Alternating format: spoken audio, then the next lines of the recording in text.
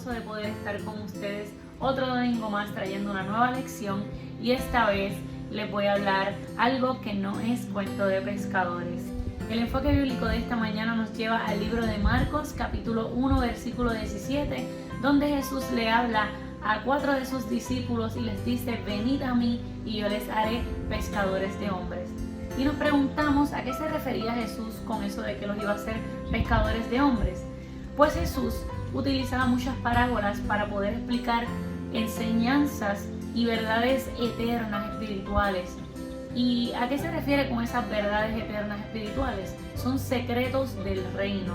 Son secretos del reino de Dios que Él trajo aquí para establecer en la tierra como parte de su plan de salvación.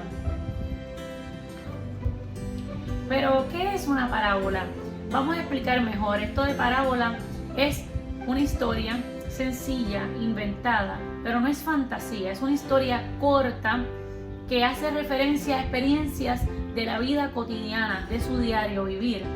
Y esto Jesús lo utilizaba cuando le enseñaba a las multitudes que se reunían a escucharle y pudieran entender su punto de vista.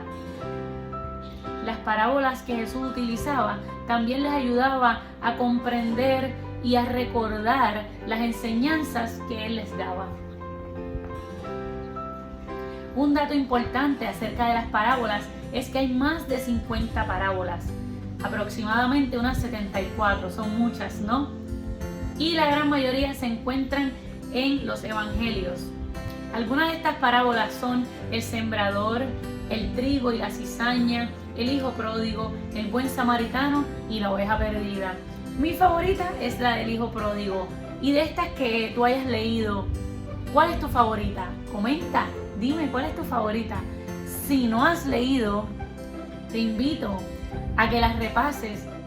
Pero ¿qué nos dice la Biblia acerca de las parábolas? En el libro de Mateo, capítulo 13, versículos del 13 al 15, nos dice que los propósitos de las parábolas eran para que la gente pudiera oír, pudiera ver y pudiera entender las enseñanzas de Jesús. Otro propósito es para que se cumplan las profecías que se habían dado en el Antiguo Testamento acerca de la venida del Hijo de Dios, y para que nosotros, los seres humanos, pudiéramos entender con el corazón la palabra del Señor y así poder convertirnos y ser sanos. Y el otro propósito es para que el ser humano pueda entender con el corazón. De la misma manera que los pescadores entendieron con el corazón el llamado de Jesús, de esa misma manera nosotros podemos entender el llamado que nos hace Jesús a ser salvos y sanos. Y regresando a la historia bíblica de Jesús y sus discípulos, en el libro de Mateo capítulo 4, versículo 18 al 22, nos relata cómo fue este llamado de Jesús a 4 de sus discípulos.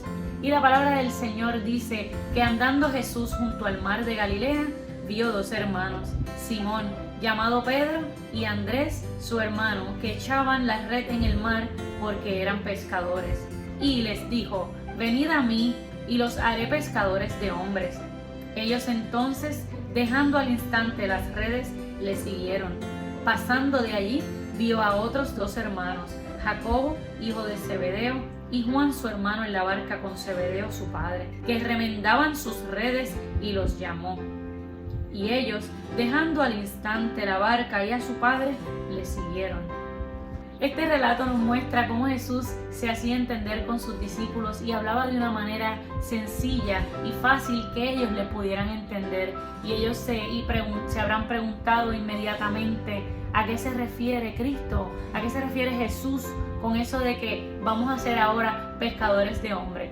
Pues las parábolas tienen elementos que son simbólicos para hablar de cosas literales.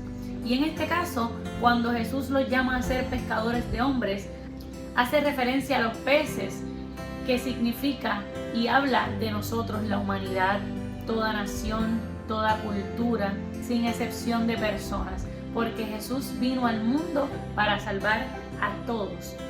El símbolo de las redes representa ese evangelio, esa palabra de Dios que nosotros debemos tirar para poder pescar peces.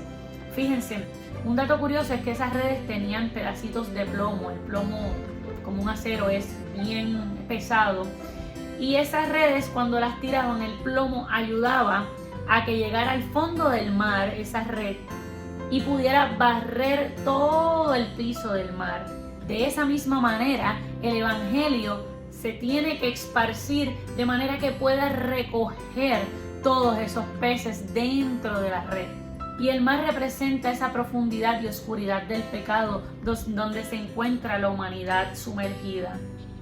El pescador somos tú y yo, el pescador es la iglesia que lanza la red para poder salvar almas, para poder salvar la humanidad. Así que joven, es hora de evangelizar. Esto sí que no es cuento de pescadores, esto no es un invento, esto es algo real y es muy serio. De esto depende la vida eterna de muchas personas. Y joven, Jesús nos llamó como sal y luz de la tierra para iluminar el mundo. Es momento de evangelizar. Jesús nos convocó a ti y a mí a ser pescadores. Este llamado no lo hizo solamente a los discípulos. Este llamado se le hizo a ti y a mí a ser pescadores de almas. Porque el evangelio tiene el poder de sacar del mar al más vil pecador y salvarlo. Así que tira tu red, tira la palabra de Dios y Dios hará la obra. Te reto a que esto no sea otro cuento de pescador. Habla la palabra del Señor, evangeliza, testifica de su amor, de su fidelidad, de todo lo que ha hecho por ti y por tu familia en este tiempo. Que Dios te bendiga. Hasta la próxima lección.